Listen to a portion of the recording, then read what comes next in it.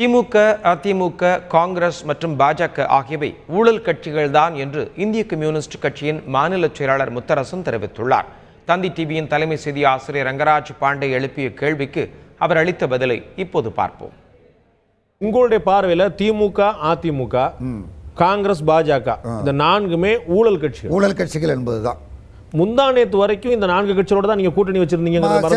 சேர்ந்திருக்கிறோம். காங்கிரஸோட சேர்ந்திருக்கிறோம், திராவிட முன்னேற்ற கழகத்தோடு சேர்ந்திருக்கிறோம், அண்ணா திராவிட முன்னேற்ற கழகத்தோடு சேர்ந்திருக்கிறோம். 2011 சட்டமன்ற தேர்தல் மட்டுமல்ல, அதே 11 நடந்த உள்ளாட்சி மன்ற தேர்தல் வரைக்கும் நீங்க கூட்டணியில் இருந்திருக்கீங்க. நாடாளுமன்ற தேர்தல் வரைக்கும் கூட அதிமுக இல்லை என்று நாங்கள் சொல்லவில்லை. சோ நான் சொல்றது 365 நாட்களுக்கு முன்னால் வரைக்கும் அப்படி வச்சுக்கலாம்.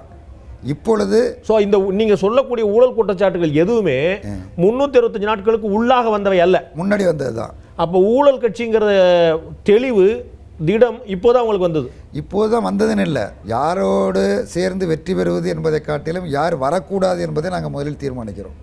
ஒரு கொள்கை அடிப்படையில் யார் வரக்கூடாது என்ற ஒரு முடிவெடுத்து அதற்கு ஏற்றார் போல் அணி சேர்ந்திருக்கிறோம். அப்படி பார்த்தா கூட நீங்க திமுக வேண்டான்னு சில முறையும், அதிமுக வேண்டாம் சில முறையும் அப்படி தேர்ந்தெடுத்து. அப்போ உங்களுடைய கொள்கையிலையும் உங்களுடைய கூட்டணியிலையும் ஒரு கன்சிஸ்டன்சி, ஒரு நிலைத்தன்மை இருக்குதாங்கிற கேள்வி வருது இல்லை? நிலைத்தன்மை இருக்கு. அது என்னன்னா, அது இவங்களை மட்டும் நாங்கள் பார்க்கல, இவங்களோட சேர்கிற மற்றவர்களையும் நாங்கள் பார்க்கிறோம்.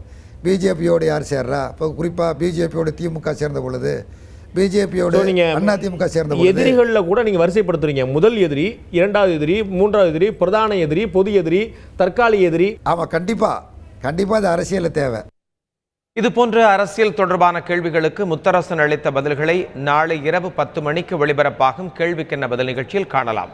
இதன் மறு ஒளிபரப்பு வரும் ஞாயிற்றுக்கிழமை இரவு 8 மணிக்கு ஒளிபரப்பாகும்.